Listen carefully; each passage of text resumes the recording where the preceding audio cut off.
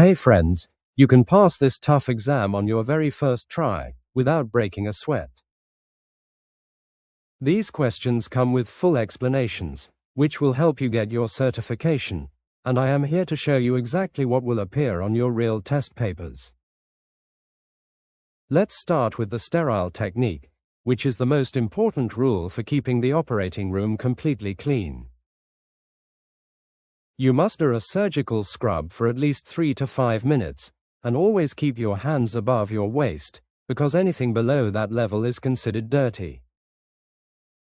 When opening a sterile package, open the furthest flap away from you first, so your unsterile arms don't cross over the clean items. Remember, if a drop of water touches a sterile drape, it's called strike-through contamination, and you must replace it immediately to keep the patient safe. Next, let's discuss the surgical team and safety protocols, as you will see many questions about them on the exam. The surgeon leads, you pass instruments and maintain the sterile field, and the non-sterile circulating nurse handles paperwork and supplies. Before the surgeon closes the skin, we must count all sponges and sharps multiple times, and if the count is ever off, we take an X-ray to find the missing item. Patient safety also involves a strict timeout right before the incision, using at least 2 identifiers to confirm we have the right patient and the right surgery. We also practice fire safety, using the PASS acronym for extinguishers, and always scrub the patient's skin from the incision site outward, ensuring no bacteria enter the clean wound. Finally, you need to know the sterilization methods, especially steam autoclaves, which are tested heavily. Steam under pressure is the fastest method, running 15 minutes at 250 degrees for a gravity sterilizer, or just 4 minutes at a higher temperature for a ProVacuum machine. While chemical indicators change color to show heat exposure, biological indicators, like Geobacillus stereothermophilus, are the only true way to prove all spores are dead. For heat-sensitive items, we use ethylene oxide gas and test it with Bacillus atrophius, though it requires a long aeration time to remove toxic gases. We will win this big battle together, so please subscribe to the channel and get the full certification course in the description below. 1. What is the minimum time required for a standard surgical hand scrub using antimicrobial soap? The standard hand scrub must last between 3 and 5 minutes to remove skin bacteria. This time allows the soap to contact the skin and lower the microbial count safely. 2. Which specific biological indicator do we use to test the efficacy of steam sterilization autoclaves? We use Geobacillus stereothermophilus because its highly resistant spores can survive high steam heat. If these tough spores are killed during the cycle, we know the machine worked perfectly. 3. When opening a sterile wrapper, which flap should the surgical technologist open first to avoid contamination? You must open the furthest flap away from your body before opening the side flaps. This keeps your unsterile arms from crossing over the clean item, which prevents accidental contamination. 4. What is the name of the process where moisture carries bacteria through a sterile fabric drape? This dangerous process is called strike-through contamination, and it breaks our sterile field barrier. Liquid acts as a highway for microbes to travel from the dirty surface to clean areas. 5. Who is the non-sterile team member responsible for executing the official patient timeout in surgery? The circulating nurse leads the timeout process, but the entire surgical team must participate actively. This safety step happens right before the skin incision to verify the correct surgical procedure. 6. How many inches around the edge of a sterile drape are considered unsterile and dirty? A 1-inch border along the outer edge of the wrapper is always considered dirty. You can touch this outer edge with your bare hands when opening the supply pack. 7. What is the correct direction to prep the patient's skin with an antiseptic solution before cutting? You must scrub from the planned incision site outward to the periphery in circles. Moving outward ensures that clean areas are not contaminated by dirty skin from the edges. 8. What must the surgical team do if the final sponge count does not match the initial count? The team must notify the surgeon immediately and then perform a thorough room search. If the item is still missing after the search, we must take an X-ray picture. 9. Which sterilization method is best for heat-sensitive items like cameras and plastic tubing instruments? Gas sterilization with ethylene oxide is the best choice for items that melt in heat. This chemical process kills all microorganisms at lower temperatures, but requires a long aeration time. 10. At what level is a gowned and gloved surgical technologist considered clean and sterile? You are sterile from the chest area down to the level of the sterile table.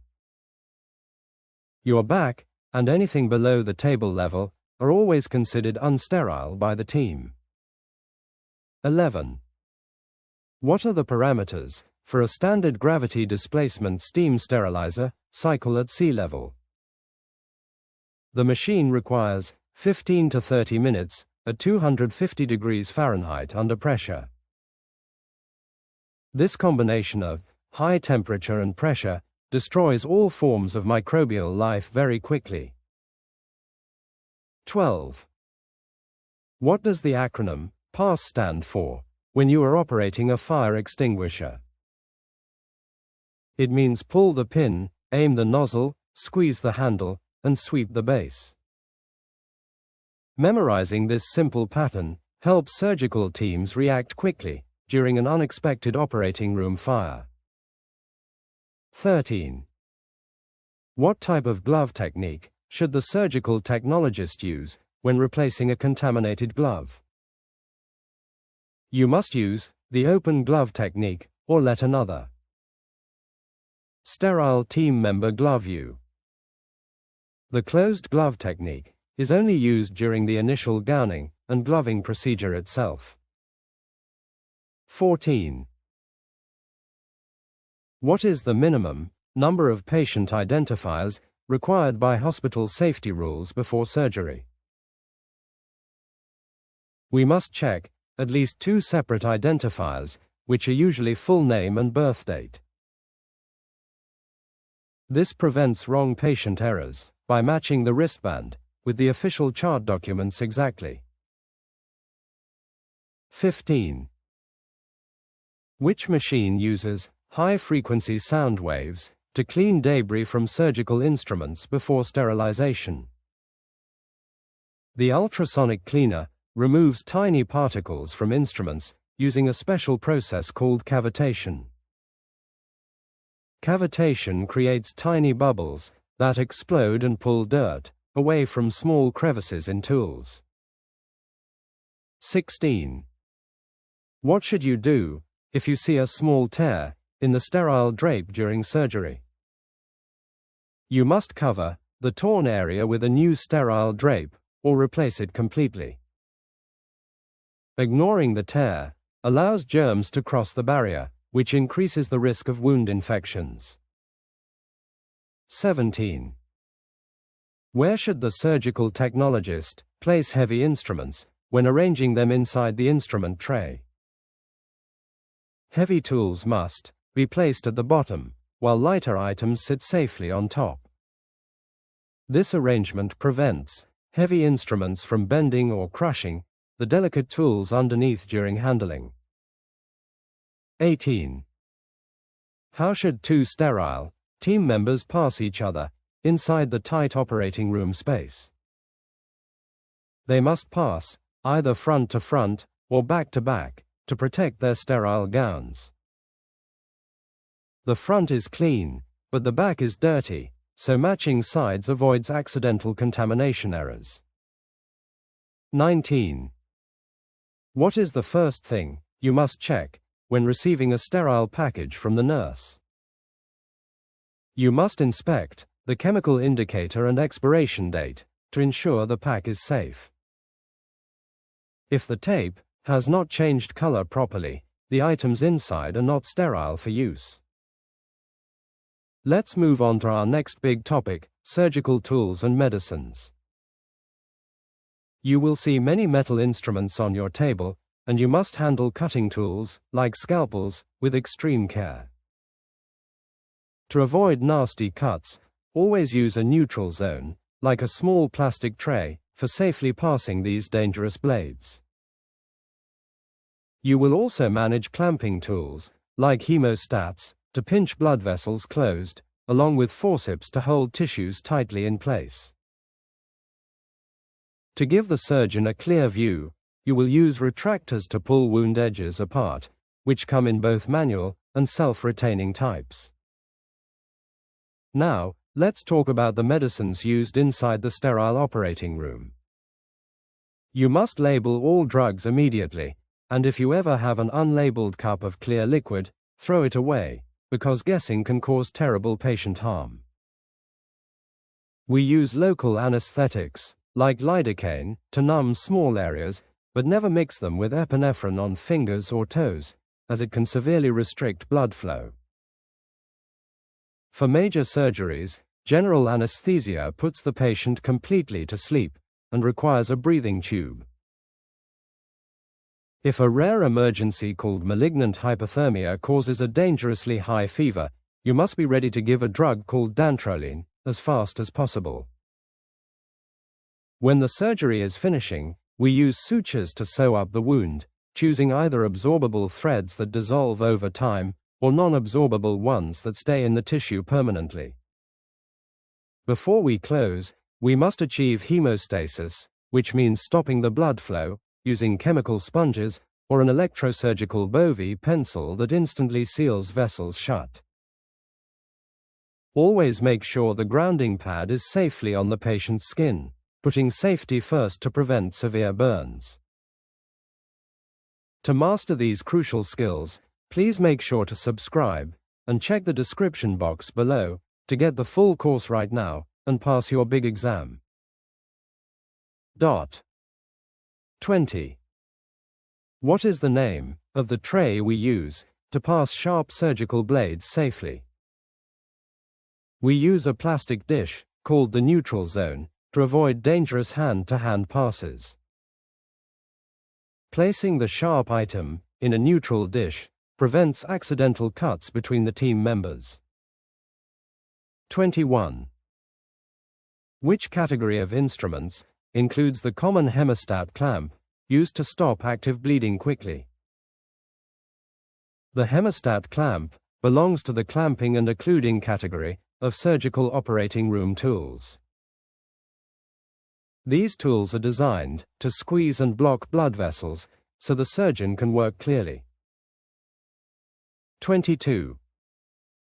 What must you do if you find a medicine cup that has no label on it? You must throw the unlabeled medicine cup in the trash without any hesitation at all. Using unknown drugs is a massive safety violation because it can cause severe patient harm. 23. Why do we often mix a drug called epinephrine with local numbing medications like lidocaine? Epinephrine squeezes blood vessels, which slows down bleeding and keeps the numbing drug working longer. This combination helps the surgeon see the clean wound and keeps the patient completely pain-free. 24. On which body parts should the surgeon never use a local anesthetic mixed with epinephrine? You must never use epinephrine on small appendages like fingers, toes, the nose, or ears. Squeezing the tiny blood vessels in these specific areas can cause the body tissue to die. 25. What is the name of the deadly fever reaction caused by some general anesthesia drugs?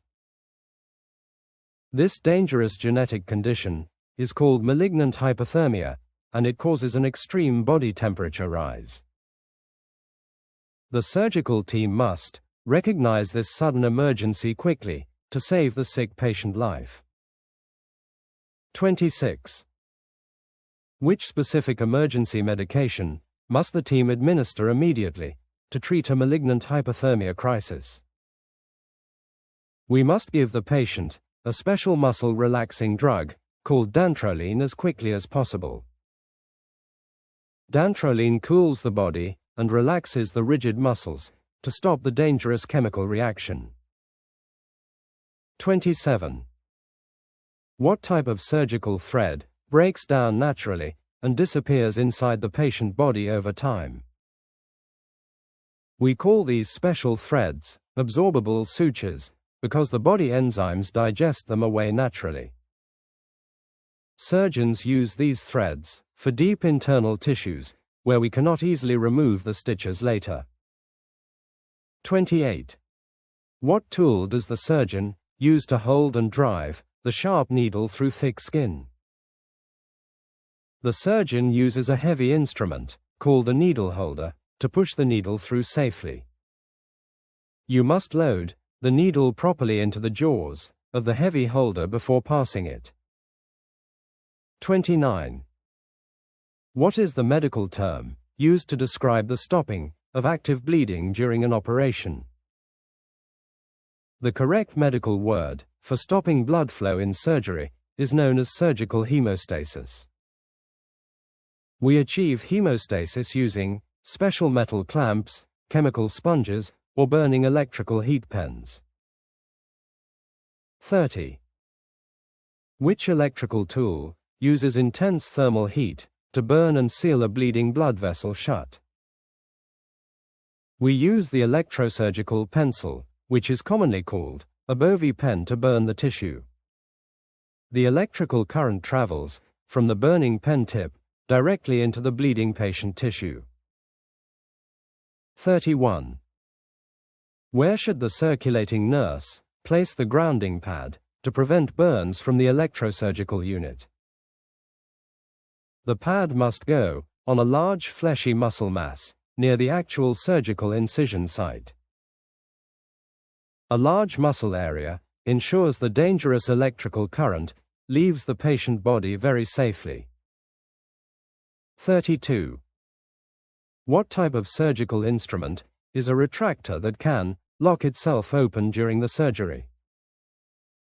We call this helpful tool a self-retaining retractor because it stays open on its own. This tool frees up your busy hands so you can help pass other important items. 33. Which piece of equipment is placed down the patient's throat to help them breathe under anesthesia? The doctor places an endotracheal tube in the throat to control the patient airway completely. This plastic tube connects the sleeping patient directly to the mechanical breathing machine securely. 34.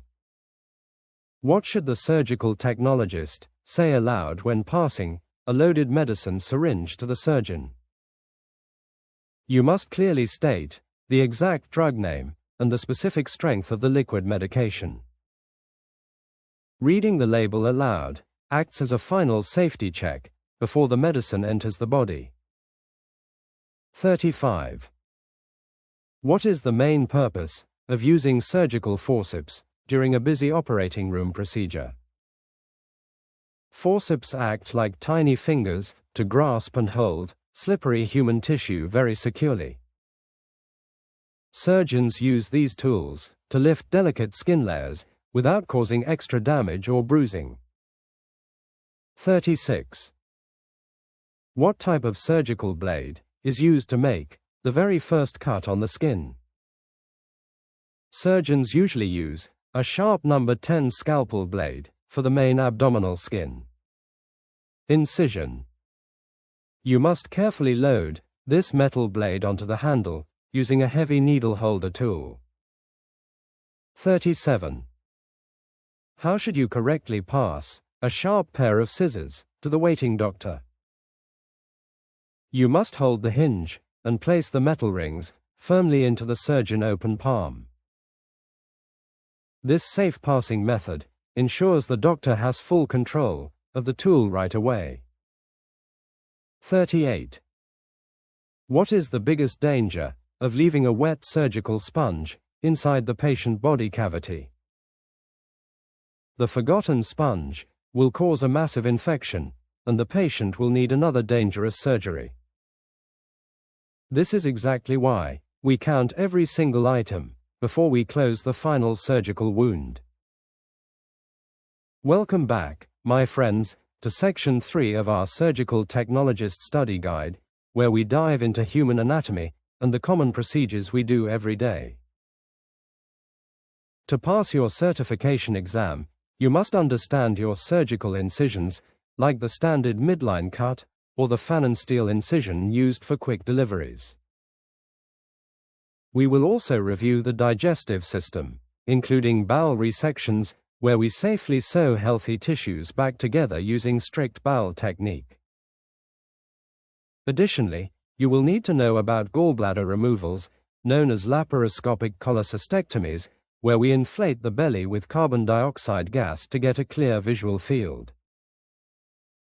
Moving on to our skeleton, orthopedic surgeries are incredibly common, especially when fixing severe fractures. Surgeons frequently perform an ORIF, or open reduction internal fixation, using heavy metal plates and screws to hold the broken bone pieces together. During these cases, you must always wear a heavy lead apron to protect yourself from the fluoroscopy X-ray machine. We will also cover the female reproductive system, focusing on major procedures like a complete hysterectomy or taking out the tubes and ovaries. For these reproductive surgeries, you will need to know your specialized instruments, like the heavy Heine clamps, used to securely hold tough uterine ligaments. Finally, we will explore the nervous system, where highly skilled neurosurgeons operate on the brain and the delicate spinal cord. You will learn the steps of a craniotomy, how doctors use a perforator drill to safely open the skull, and why we use small wet sponges, called cottonoid patties, to keep the brain tissue moist. I know this feels like a lot of information, but you are doing a fantastic job, and consistent practice is the key to your success. Please make sure to subscribe to the channel and check the description box below to get the full course right now and pass your test. 39. What is the medical name for the cut made right below the lower rib cage? The cut made below the ribs is legally called a subcostal surgical skin incision. Surgeons use this specific upper belly incision to easily reach the liver or the gallbladder. 40. Which important human organ produces a green fluid to help us digest fatty foods? The liver makes the green bile, which is then stored in the small gallbladder. Bile squirts into the intestine to break down heavy fats from the food we eat. 41. What is the exact name for the surgical removal of a sick human gallbladder? The surgical removal of a gallbladder is professionally called a cholecystectomy by the medical team. This common procedure is usually done with small cameras to heal the sick patient faster. 42. What do we call the surgical connection of two healthy ends of a cut bowel? Rejoining the two open tube ends safely together again, is officially called an anastomosis procedure. The doctor sews the healthy parts tightly together so the digestive food can pass through. 43. Which special isolation technique prevents dirty bowel germs from spreading to clean belly tissues? We use the bowel technique to isolate dirty tools away from the clean sterile field. Once a tool touches the inside of the dirty intestine, it never touches clean skin. 44. What is the common name for a low transverse skin cut used during childbirth? This very low pelvic cut is famous and known as a Pfannenstiel surgical skin incision. Doctors use this specific opening to deliver babies safely during an emergency caesarean section surgery. 45. What does the acronym ORIF stand for in modern, bone and joint orthopedic surgeries? It stands for the words, open reduction and internal fixation of a broken human bone. Surgeons open the arm skin, align the broken bone pieces, and use metal screws securely. 46. What must the surgical technologist wear to protect themselves from harmful operating room X-rays? You must wear a heavy apron made of thick lead over your chest and neck. Lead blocks the dangerous radiation produced by the fluoroscopy machine from hitting your soft organs. 47. Which specific pelvic organ is completely removed during a total abdominal hysterectomy surgical procedure? The surgeon completely removes the large female uterus to stop terrible bleeding or sickness. Sometimes they also remove the tiny fallopian tubes and ovaries during this same pelvic operation. 48. What is the name of the long heavy clamp used to hold tough uterine ligaments? The surgeon asks for a strong Heaney clamp to grasp the thick pelvic tissue tightly. This special instrument has heavy curved jaws with teeth to prevent the slippery tissue slipping. 49. What is the surgical term for making an opening directly into the hard human skull? Cutting a round hole through the hard head bones is widely called a craniotomy procedure.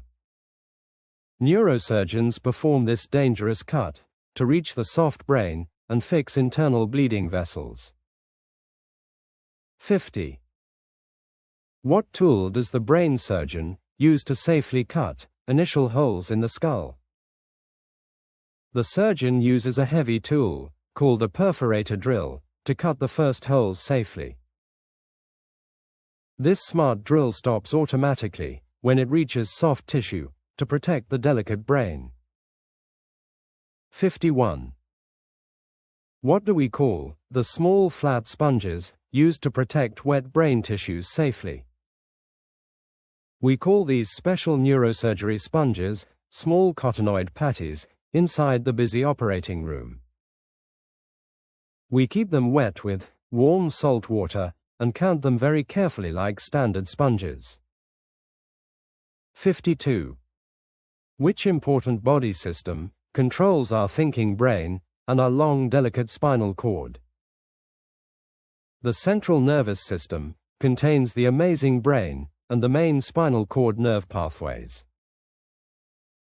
This system sends tiny electrical signals to tell our muscles exactly how to move daily. 53. What is the name of the clear fluid that bathes the brain and the spine? It is called the pure cerebrospinal fluid, and it acts like a watery shock absorber. This clear liquid protects the soft brain from hitting the hard skull during a fall. 54. Which type of surgery uses a long camera inserted through small cuts in the belly? This modern camera method is called a laparoscopic surgery, and it heals very fast. The doctor watches a television screen to see the inside organs and fix the problem. 55. What invisible gas do we use to blow up the belly during a camera surgery? We use pure carbon dioxide gas to inflate the abdomen tightly like a round balloon. This safe gas creates a large empty workspace so the surgeon can see everything clearly. 56. What is the surgical removal of a sick or infected human appendix properly called today? Removing this small useless tube is called an appendectomy by the smart surgical team members. If the sick appendix bursts open, dirty infection spreads quickly all over the clean belly. 57. Which heavy bone is the longest and strongest bone in the entire human body structure? The long heavy thigh bone, located in the upper leg, is known as the femur. It supports your entire body weight, and it takes extreme force to break it completely. Before we dive in, please make sure to subscribe and check the description box below to get the full course right now so you can pass your test. In Section 4, we focus on intraoperative procedures, starting with specimen care. It is crucial to never lose a tissue sample and always verify its exact name with the surgeon before passing it. Remember, regular tissues go into formalin, but frozen sections must go to the lab immediately in a completely dry container. You will also be tested heavily on wound classifications, which range from Class 1 for clean wounds, all the way to Class 4 for dirty, infected wounds, like a ruptured appendix. Next, you must understand how these surgical wounds actually heal. First intention healing happens when a doctor sews clean skin edges together perfectly, while second intention is used for deep, dirty wounds, allowing them to heal from the bottom up. Third intention, or delayed primary closure, involves leaving the wound open and sewing it shut days later to ensure the infection is gone. To manage bleeding during these procedures, we use topical hemostatic agents like Gelfoam or Surgicel. These are often soaked in topical thrombin to speed up clotting, but remember, you must never inject these medicines directly into a blood vessel, as it can cause a deadly clot. Finally, let's review surgical drains and basic dressings, which protect the fresh wound and remove excess fluid. A Jackson-Pratt drain is active, using a squeezed plastic bulb to pull fluid out, whereas a Penrose drain is completely passive, allowing fluid to simply slide out along a flat rubber tube. Once drainage is set, we apply a 3-layer dressing, consisting of a contact layer, an absorbent layer, and securing tape. The first layer, like Xeroform or Telva gauze, is always non-adherent, so it doesn't stick painfully to the healing skin. If you are ready for some practice questions, keep watching, and remember to grab that full course in the description below. 58. Into what chemical solution do we place standard tissue specimens for preservation before laboratory testing? We place regular tissue specimens into a liquid solution, which is officially called formalin. Formalin prevents the cells from breaking down quickly, so doctors can inspect them later. 59. How must the surgical technologist send a fresh frozen section specimen to the laboratory pathology department? You must send a frozen section in a dry sterile container without adding any liquid. Adding formalin or water ruins the frozen section tissue and prevents the fast diagnosis. 60. What wound classification applies when a surgeon cuts into a clean uninfected gallbladder organ? This type of procedure is classified as a Class 2, clean contaminated surgical wound. Slicing into an internal tract releases normal body bacteria, which increases infection risk slightly. 61. What wound class is given to an open fracture that happened from an accidental fall? An accidental open bone fracture is classified as a Class 3 contaminated surgical wound. External dirt and environmental debris entered the skin break during the fresh traumatic accident. 62. What wound classification is assigned when the surgeon operates on a dirty ruptured appendix? A ruptured appendix with active infection is classified as a Class 4 dirty surgical wound. The presence of old pus shows that a severe active infection existed before the surgery. 63. What type of wound healing occurs when a clean skin cut is sewn shut immediately? This simple closure method results in what we call first intention wound healing naturally. The skin edges touch perfectly, which results in fast healing and leaves a tiny scar. 64. What type of wound healing occurs when a deep, dirty wound is left open to heal? Leaving a dirty wound open to fill with new tissue is called second intention healing.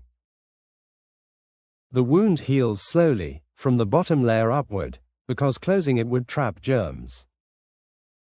65. What is the alternative name for third intention wound healing inside the clinical hospital environment? Third intention healing is also commonly called delayed primary closure by the surgical team. The doctor leaves the wound open, cleans the infection out, and sews it shut later. 66. What is the active ingredient found inside the common hemostatic sponge, known as gel foam? Gel foam is made from an absorbable gelatin material that helps hold blood clots safely. The sponge absorbs the blood and provides a physical structure for fast natural clotting action. 67. With what liquid medication do we often soak gel foam to increase its clotting speed significantly?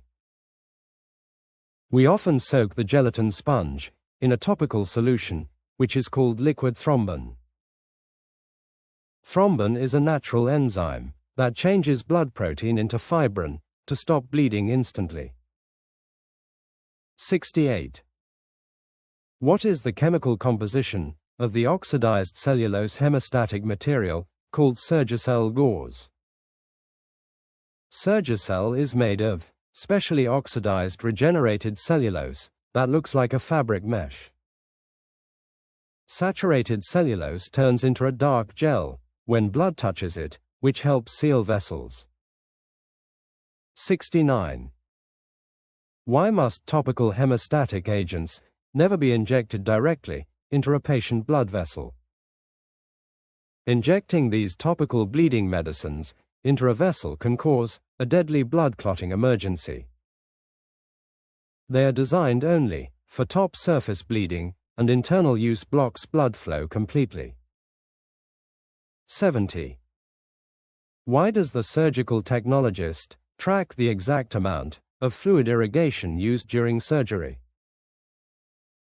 Tracking irrigation fluid allows the circulating nurse to calculate the exact blood loss accurately. We subtract the known irrigation fluid from the total fluid collected inside the suction canister. 71. What type of surgical drain uses a flexible round bulb to pull fluid out using suction?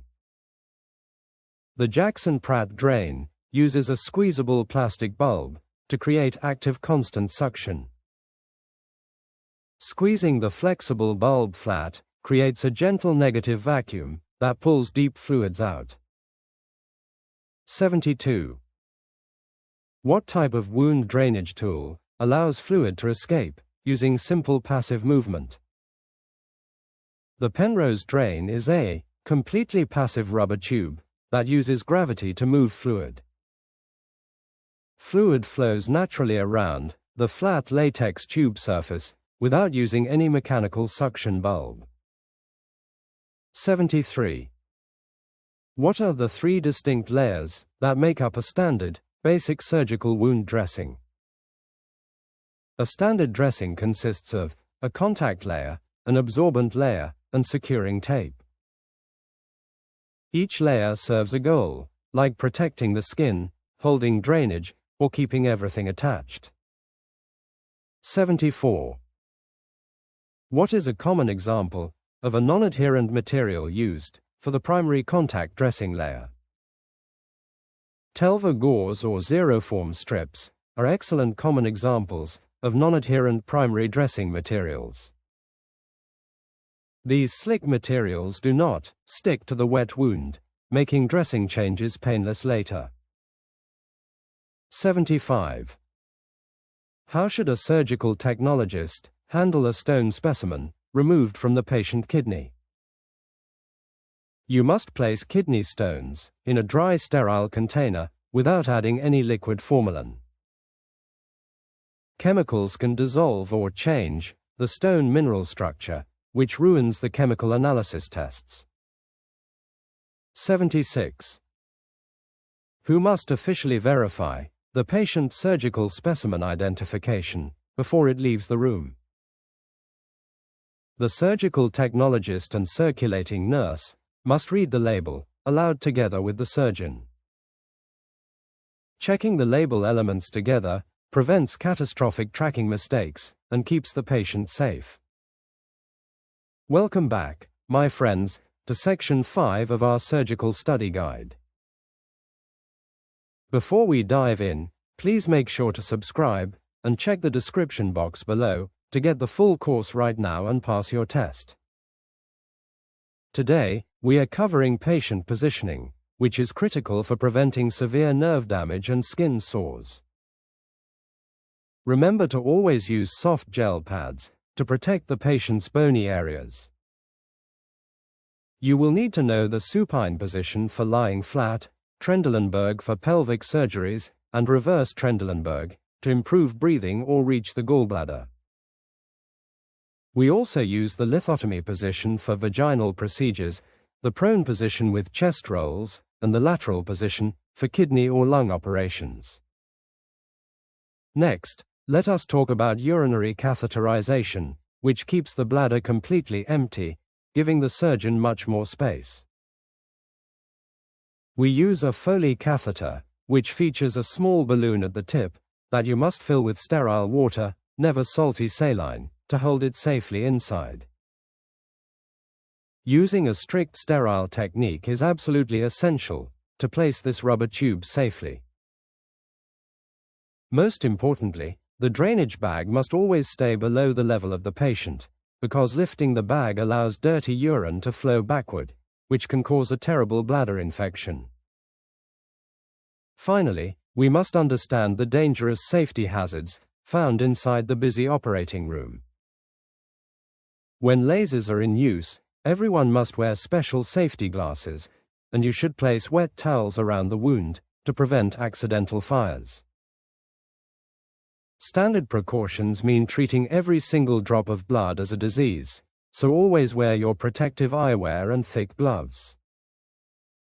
For bone surgeries, we use a pneumatic tourniquet to stop blood flow, making sure to place soft padding underneath to prevent painful skin blisters. Lastly, always use a smoke evacuator machine to safely suck away the dangerous surgical plume created by electrical bovie pens. 77. What is the correct medical term for placing a patient flat on their back?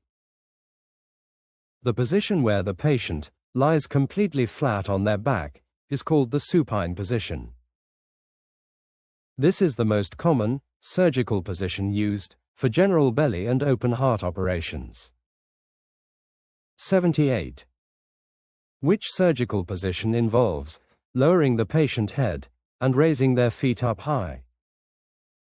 Lowering the head and raising the feet is properly called the steep Trendelenburg position. This head-down tilt uses gravity to pull heavy organs away from the lower pelvis. 79. What tilt do we use to push the belly organs down, away from the liver? We use the reverse Trendelenburg position, which raises the head and lowers the patient feet. This position gives the doctor a perfectly clear view of the upper gallbladder and stomach. 80.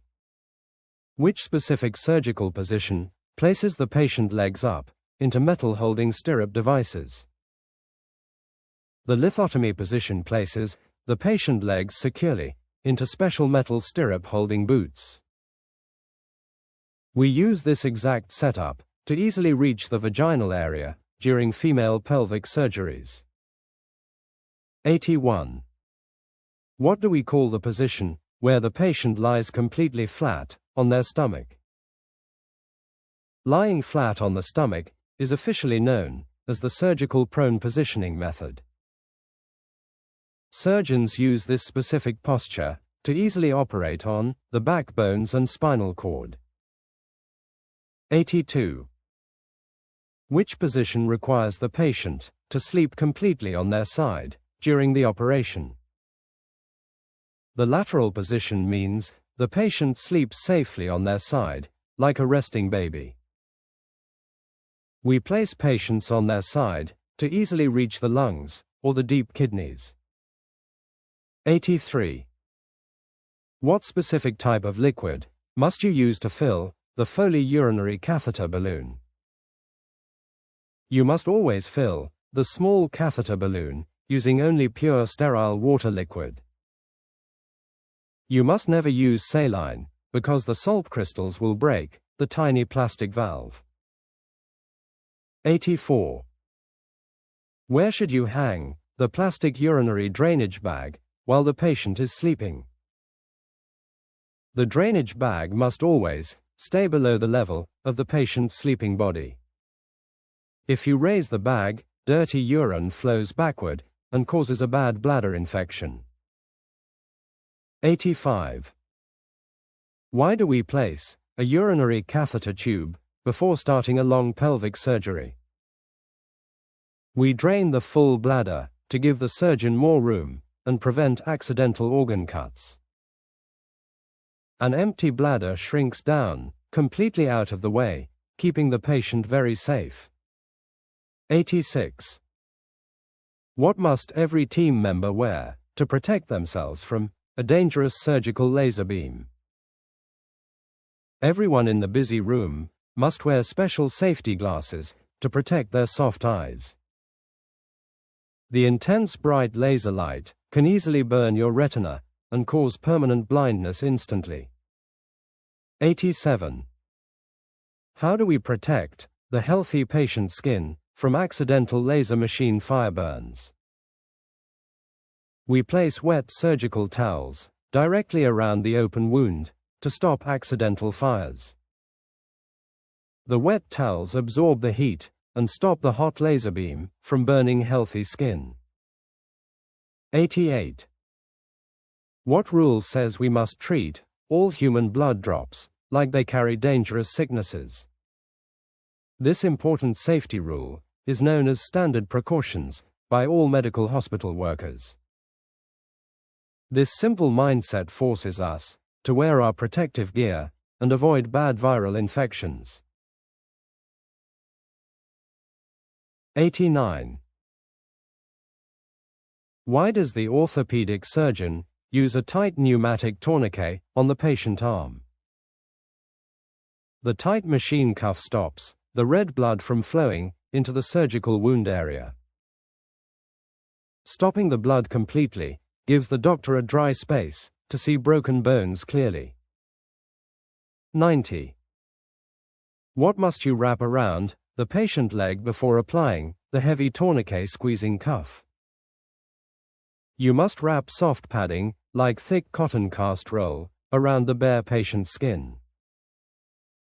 This soft padding layer prevents the heavy squeezing cuff from causing painful skin pinching blisters. 91. What is the name of the dangerous dirty smoke created by the electrical burning pen? The dirty bad-smelling smoke is officially called the surgical plume by the operating team. This toxic smoke cloud contains very dangerous sick germs and bad chemical gas particles. 92. What machine do we use to safely remove the surgical plume from the room air? We use a special vacuum called a smoke evacuator machine to suck the bad cloud away. Sucking the smoke away protects your healthy breathing lungs from catching nasty viral sicknesses. 93. What is the maximum angle you can safely open the surgical table arm board? You must never open the arm board past 90 degrees during the long surgical operation. Stretching the arm too far can pull the delicate nerves and cause permanent arm numbness. 94. What nerve are we protecting when we pad the metal stirrups during the lithotomy position? We are protecting the perineal nerve, which runs along the outside of the human leg. If the hard metal presses against this delicate nerve, the patient might lose foot movement. 95. What is the name of the injury caused when you drag a heavy patient across sheets? Dragging the heavy patient body causes a painful skin injury called a shearing force burn. You must always lift the patient body completely up instead of sliding him across beds. Welcome to the final section of our course, covering post-operative care and patient transport. Once the surgery ends, your job is not quite over, because the patient must be safely moved and protected. We transfer the sleeping patient very slowly and carefully onto a rolling gurney with the side rails pulled up high. 4 team members help with this delicate move, ensuring the spine stays perfectly straight before heading to the PACU for recovery. While the circulating nurse gives a detailed report, you will stay in the operating room, keeping your gown and gloves on, to safely break down your sterile table and avoid fluid splashes. In the operating room, we must always be ready for sudden emergencies, like cardiac arrest, anaphylactic shock, or massive hemorrhage. If a patient's heart suddenly stops, the team will begin chest compressions, and you must keep your instrument table completely sterile, just in case the surgeon needs to cut fast.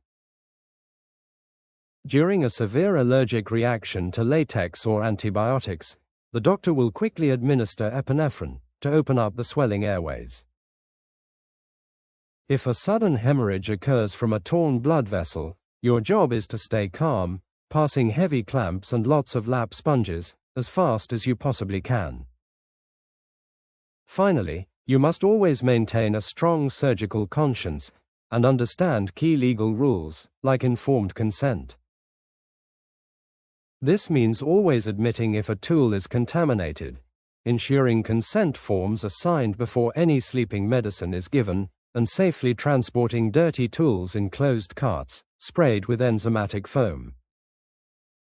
You have learned so much during this quick study course, and you are truly ready to pass your exam. Please make sure to subscribe to the channel and check the description box below to get the full course right now and pass your test. 96. Where do we take the patient immediately after the surgical procedure is completely finished?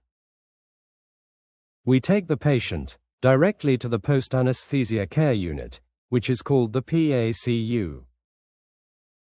The recovery room nurses monitor the waking patient until they are safe to go home.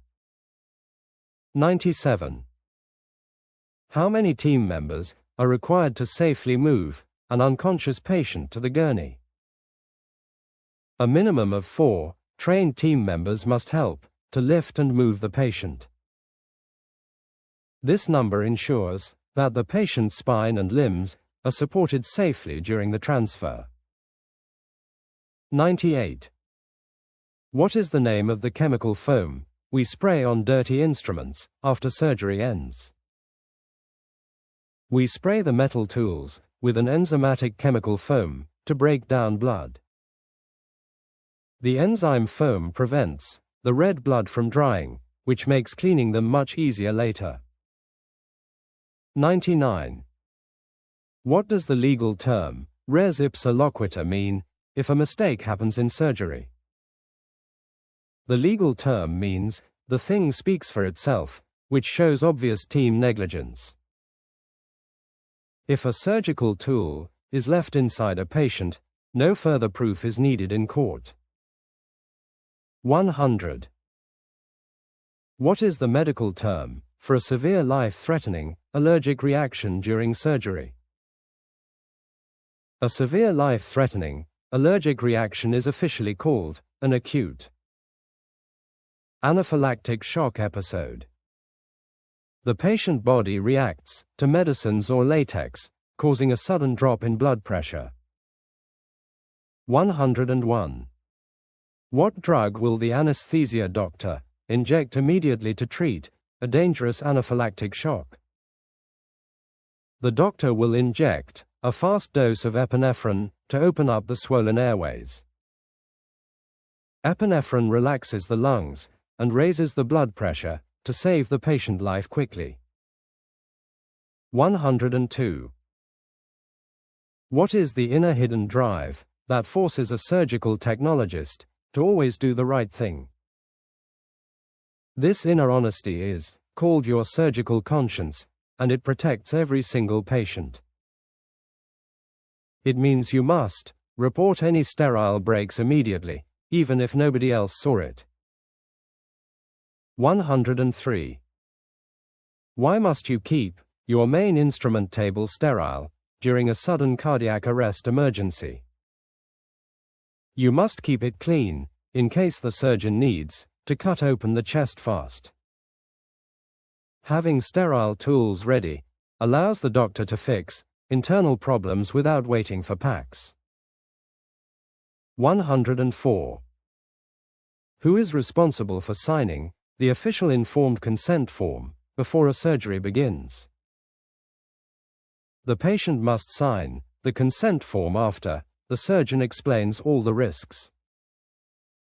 The patient must understand the entire procedure clearly before they receive any sleeping medications. 105. Who can legally sign a surgical consent form if the patient is a small child? A parent or legal guardian must sign the paperwork before the child enters the room. Children cannot legally give consent for themselves, so a responsible adult must sign instead. 106.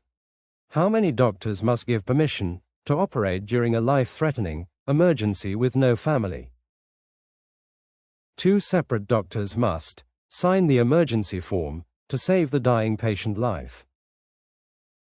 This legal exception allows immediate surgery when the patient cannot speak and no family is near. Please check the description box below to get the full course right now and pass your test.